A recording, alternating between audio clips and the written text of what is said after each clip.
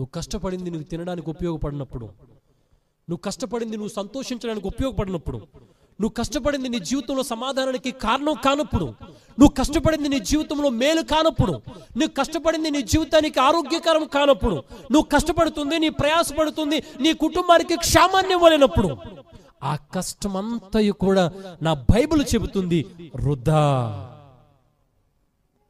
నీతిమంతుని కలిగినది కొంచెమే, కానీ అది శ్రేష్టము అన్నాడు. ఎందుకు అనంటే వాడుకున్న కొద్దిలో నుంచే వాడు సంతృప్తి కలిగి ఉంటాడు, ఆనందం కలిగి ఉంటాడు, నెమ్మదిని కలిగి ఉంటాడు.